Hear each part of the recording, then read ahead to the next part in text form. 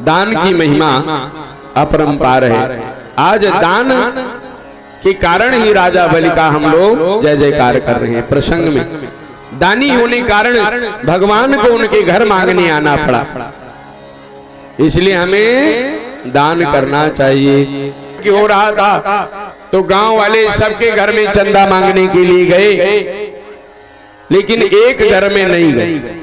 तो जो नए नए सदस्य जुड़े थे, जैसे इसमें जुड़ते रहते हैं न्यू रामनगर क्लब में, वैसे जो नए नए सदस्य जुड़े थे उन्होंने कहा भैया सारे गांव में चंदा मांग लिया, लेकिन फलाने के घर में क्यों नहीं गए। तो जो पुराने कार्यकर्ता थे उन्होंने कहा है छोड़ो उसको, कभी दान देता नहीं है, उसके घर में नहीं है। तो जो नए कार्यकर्ता थे उन्होंने कहा कि क्यों नहीं देगा, दान तो देना पड़ेगा, पूरा गांव दान देता है, गांव में यज्ञ हो रहा है, अभी घर में आग लग जाए तो गांव वाले ही तो बुझाएंगे, हम चलते हैं, चलो हम जरूर उसके यहाँ से लेकर आएंगे। तो जो पुराने कार्यकर्ता थे उन्होंने कहा चलो भाई साथ में तो हम चलेंगे, लेकिन मांगेंगे नहीं, क्योंकि वो देता नहीं कभी।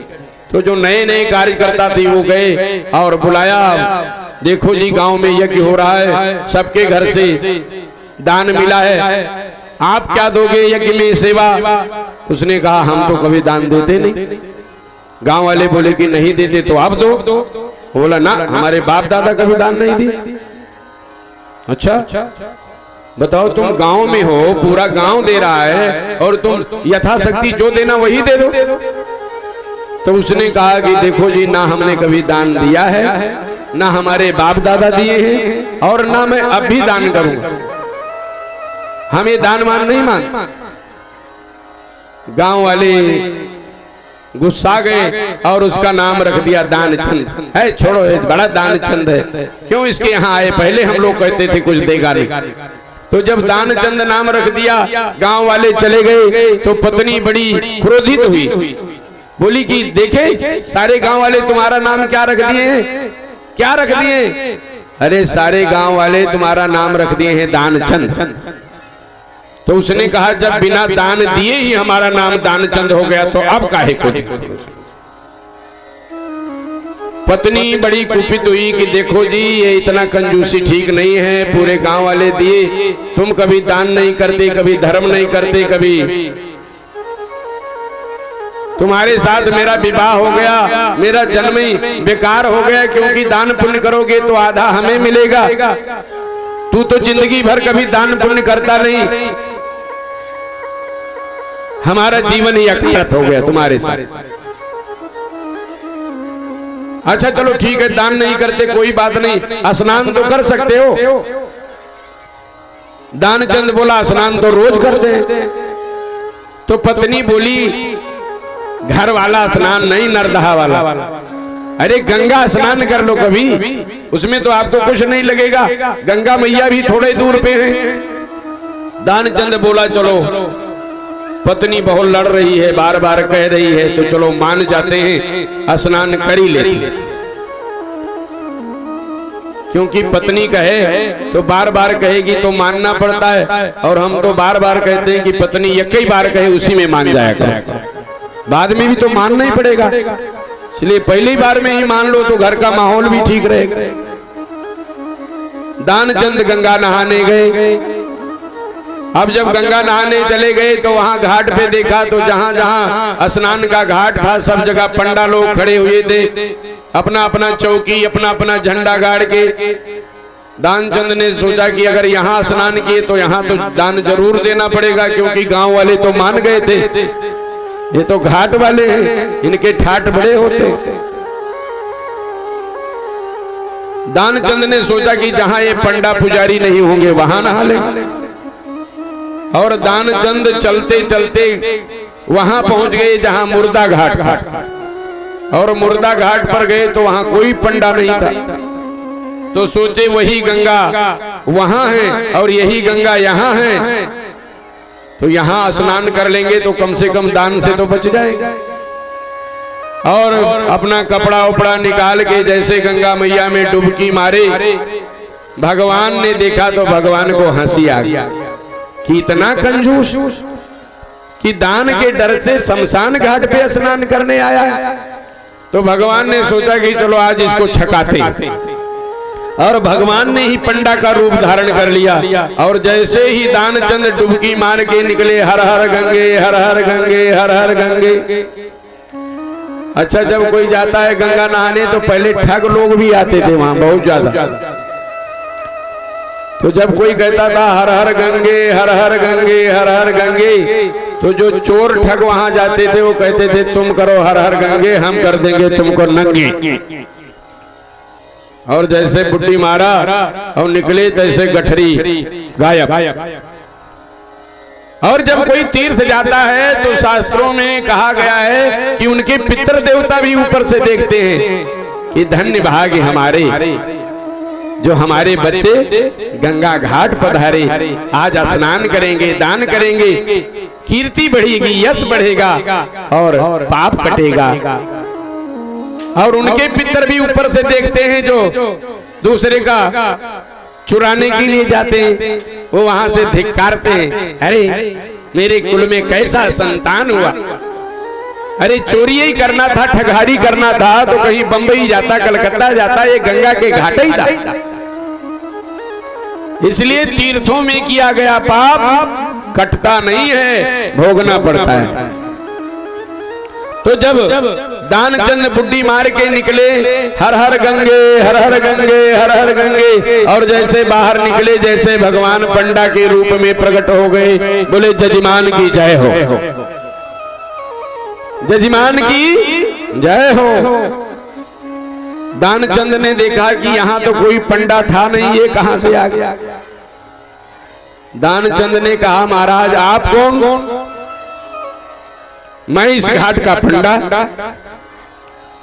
तो जब मैं स्नान कर रहा था तब तो यहाँ कोई पंडा था नहीं, आप कहाँ बैठे थे? बोले हम वो बहुत दूर पेड़ के नीचे बैठे रहते हैं, क्योंकि इस घाट पे बहुत कम ही लोग आते हैं, क्योंकि मरना कोई चाहता नहीं, और कोई मरे तो आए हमारे घाट पे, इसलिए दूर ही छांव में बैठे रहते हैं। जब कोई मरता है, कोई आता है तो हम इस घाट पे आते हैं।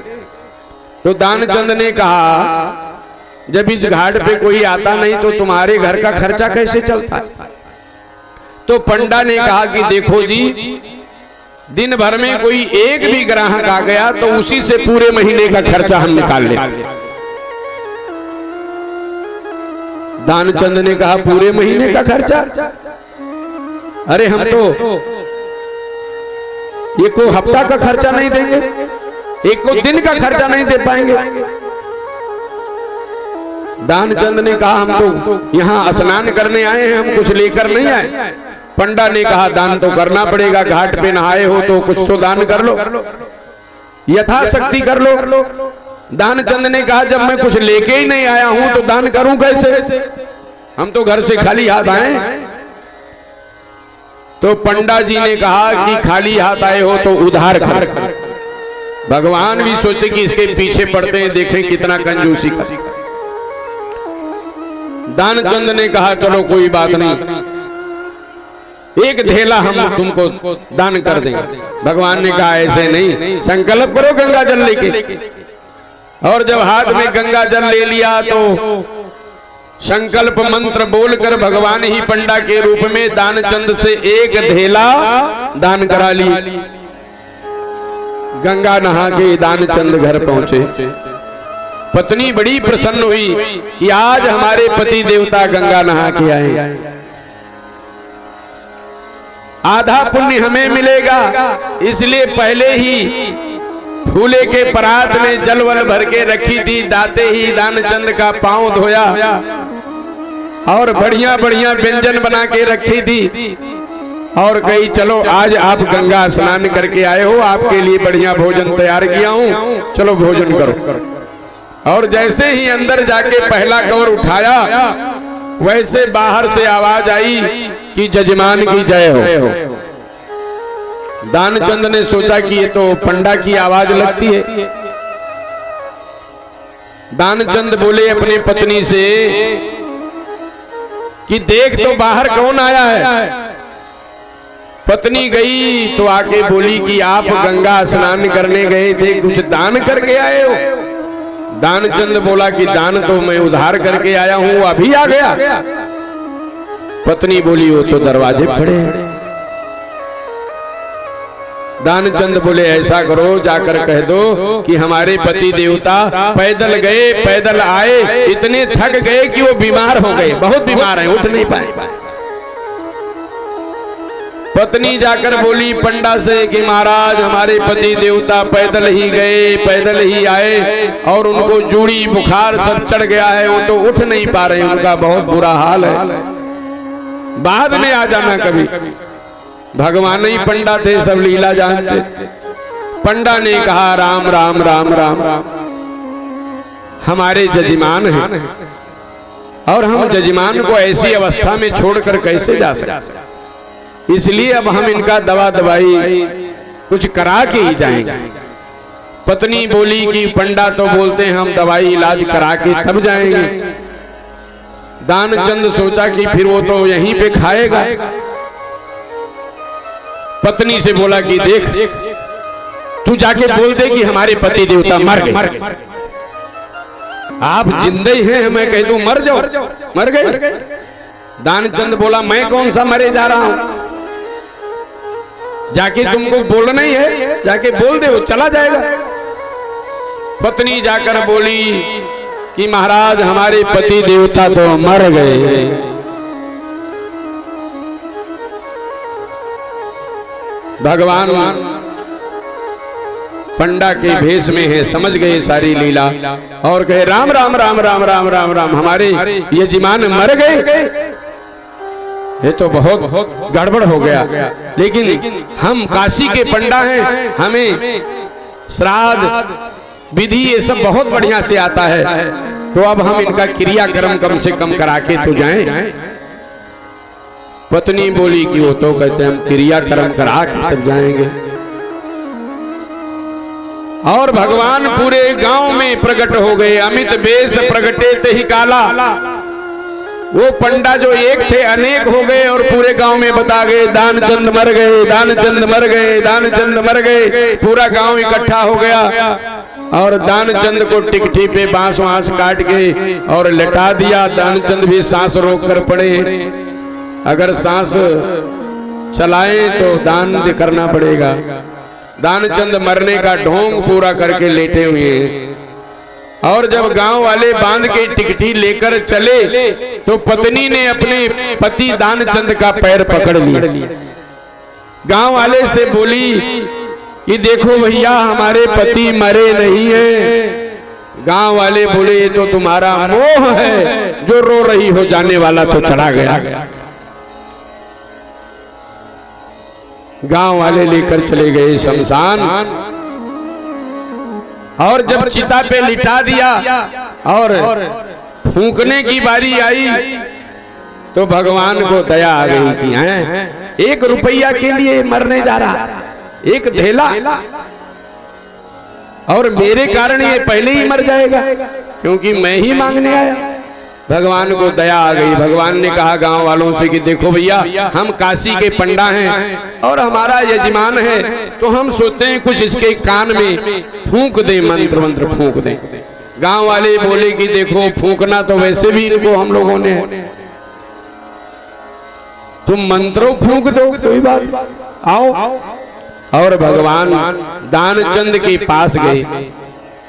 दानचंद के कान में भगवान बोले आया हूं बैकुंठ से तुम संग नाता जोड़ी। और जब दानचंद ने सुना कि आया हूं बैकुंठ से तो सोचा बैकुंठ से तो भगवान ही आते हैं, तो लाओ मरना तो है ही, और मरते समय दर्शन होगा तो सारे पाप भी कट जाएंगे और सीधे बैकुंठ की प्राप्ति हो जाएगी। इसलिए जैसे ही भगवान ने कहा आया हूं बैकुंठ से तुम संग नाता जोड़, वैसे दर्शन करने के लिए दानचंद ने आंख खोला और जैसे आंख खोला तो वही पंडा फिर आंख बंद कर। भगवान ने कहा गजब का एक कंजूस है, पूरी बात भी नहीं सुना, फिर मरने का ढोंग कर लिया। भगवान ने कहा आया हूं बैकुंठ से तुम संग नाता जोड़, मांगन है कछु मांग ले, क्योंकि मैं जिसको दर्शन देता हूँ उसको कुछ दे के जाता हूँ। मांगन है कछु मांग ले, तो दानचंद बोले धेला दीजिए छोड़। वही महाराज एक धेला जो दान कराए हो छोड़ दो, नहीं तो हम अपना प्राण छोड़ देंगे। बोलो शंकर भगवान।